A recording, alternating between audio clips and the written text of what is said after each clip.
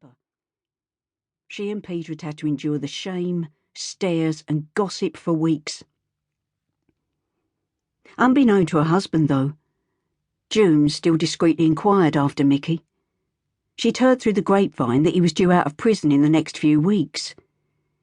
He'd served his sentence in Wormwood Scrubs and had written to her from here a couple of times, pleading with her to visit him.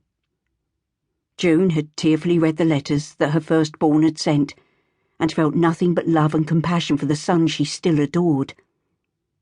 But after careful consideration, she'd torn them up and severed all contact with him. It had been the hardest decision she'd ever had to make, but in her eyes, it was the only one left to her. She'd had to choose her husband over her son. Now the same thing was going to happen with Debbie. Peter was going to go mad when he heard she was pregnant. Unless Debs agreed to get rid of the baby, June knew that he would make her daughter move out of the house. Peter wasn't an ogre, just a strict, highly regimented man of integrity, with a high opinion of himself and his family. He was also preparing to stand as a Tory councillor in the forthcoming local election, and certainly wouldn't welcome any bad press. June poured herself another brandy, dreading what was to come. Without Peter, she was nothing, a nobody. In many ways, he'd been the making of her. He'd turned her from a rough East End girl into a respectable member of the community. He'd moved her from a shithole house in Poplar to a nice little cul-de-sac in Rainham. He'd taken on her kids as his own and given her a purpose in life, a chance to better herself, and she'd grasped that opportunity with both hands. She couldn't throw it all back in his face by siding with Debbie, she just couldn't. Not when her daughter was making the biggest mistake of her life. Debbie lay on her bed. She felt like crying with frustration.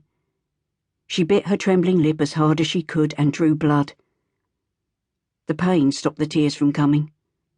She knew there was going to be a showdown when perfect Peter walked through the door.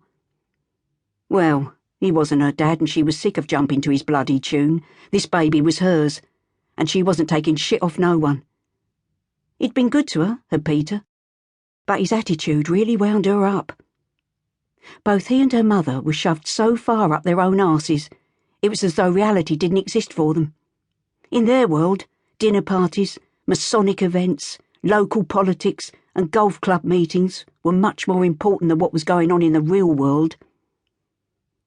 Debbie had never had the pleasure of meeting her real father. She'd been only 18 months old when he'd kicked the living daylights out of her mum and brother and left the house for the last time. Her brother, Mickey, who was 7 years older than she was, remembered him well and said he'd been an out-and-out cunt, a total scumbag. Johnny Fuller was his name, and part of Debbie wished she'd had the chance to meet him. Just the once would have done the trick. It would have satisfied her burning curiosity to know exactly where she came from. She had no chance of that now, though. 6 months ago, her father had been found dead outside a betting shop in Whitechapel. He died of a single stab wound. A homeless alcoholic. As Debbie heard the front door bang downstairs, she forgot about her real dad. Pulling the quilt over her head, she prepared herself for one of her stepfather's lectures. 20 minutes later, there was a tap-tap on her bedroom door, and surprisingly calm, Peter entered her room. Perching himself on the end of her bed, he came straight to the point.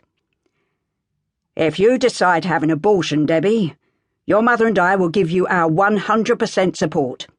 I'll pay, send you to the best private clinic available, and your mum and I will accompany you, so you won't have to go through this alone.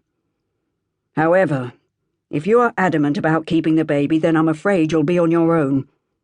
Your mum and I will have no option other than to wash our hands of you." Debbie took a deep breath as she pulled down the quilt and prepared to stand her ground. "Look, Peter, I know I'm only young, and I appreciate your concern and Mum's. But I want this baby. I love Billy and he loves me. What can be so wrong about two people in love having a baby together?" Looking at her disdainfully, Peter spoke slowly, clearly, in his most patronising voice. Debbie.